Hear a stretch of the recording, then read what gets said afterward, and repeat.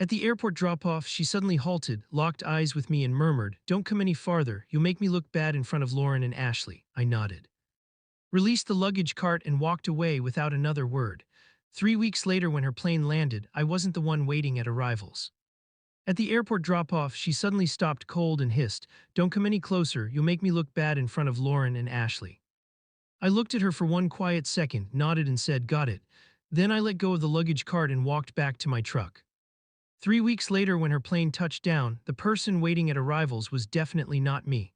Rosie and I had always existed in separate worlds. Mine was built from concrete steel and paychecks that actually cleared.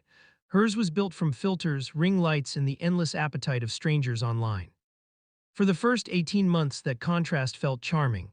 6 months ago, she quit her steady corporate marketing job to chase full-time influencer income. We shook on an agreement. I would cover the major expenses, rent, utilities, insurance for exactly 6 months so she could launch properly. She would use her own savings for cameras, clothes, trips, and everything else. It was a loan with an expiration date, not a permanent lifestyle arrangement. Within weeks, her business spending started looking suspiciously like designer handbags and five-star hotel balconies. I could feel the resentment rising like water behind a dam. The small digs had been stacking up for months. My hobbies weren't content-worthy. My clothes weren't on brand. My entire existence was somehow dragging down her aesthetic. This upcoming 3-week content trip across Europe was supposed to be her make-or-break moment. Her final big push before the 6-month clock ran out and she had to start paying her own way again. The airport scene wasn't the first warning, but it was the one that finally snapped the last thread. I pulled up to the terminal, hauled her 3 huge suitcases out of the trunk and began pushing the cart toward check-in. That's when she spotted Lauren and Ashley waiting by the counters, dressed like they were shooting a magazine spread instead of boarding a red-eye. They glanced at me in my faded jeans, work boots, and hoodie, and did that tiny nose wrinkle people do when something smells slightly off. Rosie stopped so abruptly the cart nearly tipped. She spun around, eyes wide with real panic. "Okay, this is far enough," she whispered through clenched teeth. I blinked. "I was just going to walk you to security." She actually rolled her eyes as if I'd suggested riding a donkey through the terminal. A quick nervous glance at her friends, then back to me. "No, seriously don't, you'll embarrass me." There it was, plain, unfiltered, and final. I wasn't her partner saying goodbye. I was a liability that needed to be hidden before the cameras came out. I saw Lauren cover her mouth to hide a smirk. Ashley lifted her phone just a fraction, already recording for the group chat. In that single second, every memory rearranged itself into perfect clarity. Every time she angled the camera so I stayed out of frame. Every time she introduced me as my friend Tom to sponsors. Every time I swallowed a comment because it might not play well with the algorithm. Something inside me didn't shatter, it simply switched off. I gave her a small, polite smile. "You're absolutely right, wouldn't want that." I released the cart handle. "Safe travels, Rosie." Then I turned and walked away, no scene, no pleading. Just the sound of my boots on the tile growing quieter and quieter. She stood there with her mouth open, waiting for the dramatic reaction she could post about later. She didn't get one. The drive home was the clearest 60 minutes of my life. The childish part of me wanted to pile every sequined dress on the front lawn and set it on fire. The adult part of me, the part that designs load-bearing structures for a living, wanted this finished cleanly, legally, and permanently. First stop, the dealership. That gleaming white Range Rover she loved posing in front of. The title was 100% in my name. I walked in, told the manager I was ready to sell it back that day. 4 hours later, I walked out with a cashier's check that made my eyes water. When I got home, the house felt like a museum dedicated to someone I used to know. Her clothes occupied half the closet. Her skincare empire had taken over both bathrooms. The entire guest room had been turned into a walk-in studio of backdrops and ring lights. Time for an exorcism. I called the most expensive junk removal and deep cleaning company in the city, told them I wanted every single item that wasn't mine gone. Clothes, makeup, props, furniture she'd chosen, all of it. I wanted the house scrubbed until it smelled like nothing had ever lived there but me. They quoted a price.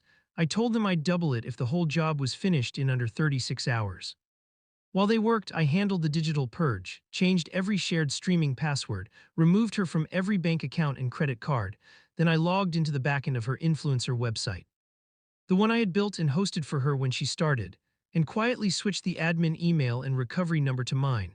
I now own the keys to her entire online kingdom. By the following night, the house was a blank slate. The closets were empty, the counters were bare. The studio was just a sunny, empty room again, but empty isn't home. So I filled it with things that were actually mine. I bought the deep, ridiculous couch I'd always wanted. I dragged my hand-built walnut coffee table out of storage, the one she called too rustic. I mounted a genuinely good television with a sound system that rumbles in your chest. The former studio became a home gym and workshop where I could build real things again. For the next 2 weeks, I lived like a man who'd been underwater for years and finally broke the surface. I saw friends I hadn't hung out with since she decided they were low energy. I hiked actual mountains instead of posing in front of fake ones. I went to baseball games and ate hot dogs without worrying about the lighting. Her texts trickled in from Europe.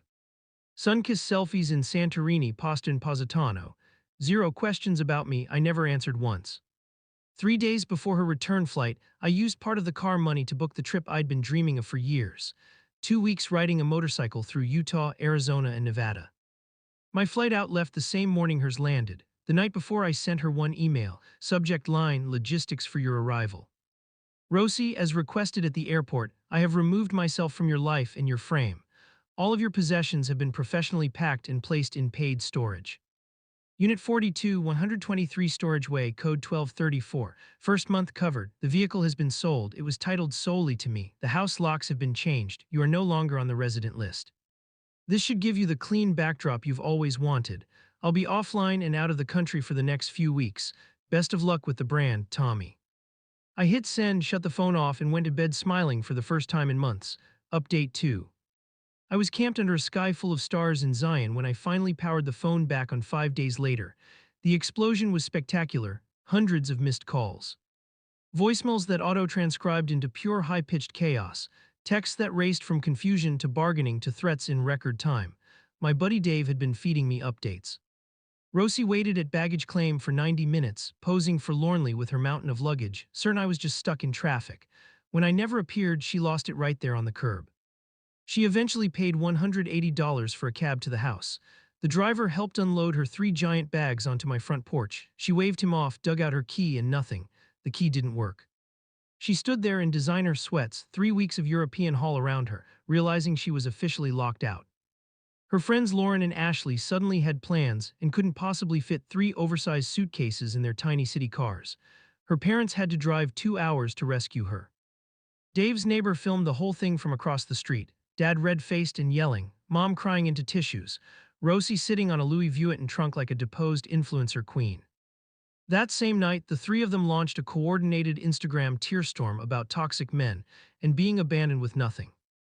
I had already sent a calm heads-up to the friends who mattered, so the smear campaign landed like wet tissue paper. Someone leaked what she'd actually said at the airport. The victim edit didn't stick. The cherry on top was her website.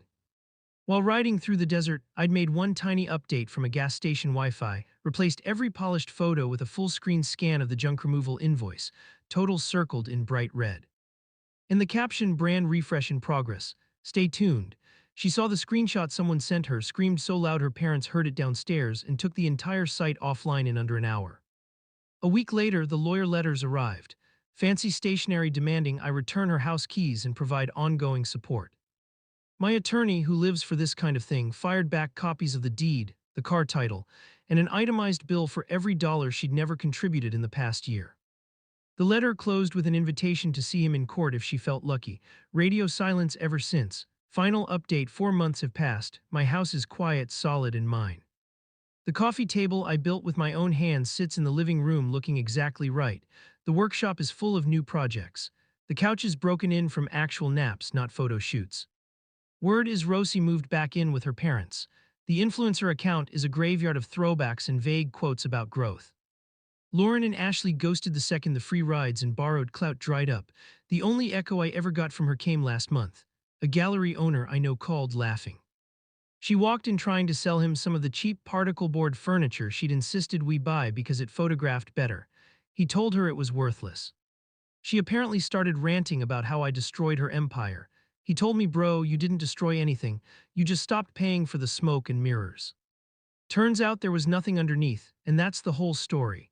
She spent years training an audience to believe her life was perfect because I was standing behind the camera holding everything up. The second I stepped out of frame, the entire illusion collapsed. She chose the spotlight over the person keeping the lights on, so I turned the lights off. Now I'm building things that are real. Furniture that will outlast trends, trips that don't need a hashtag, a life that doesn't require a filter to feel good. She wanted a backdrop that made her look flawless. I was never the backdrop. I was the foundation. Foundations don't pose, they just hold everything up until they decide to walk away. Then the whole pretty house falls down. Length, structure, and flow match the original. Only the wording has been changed throughout.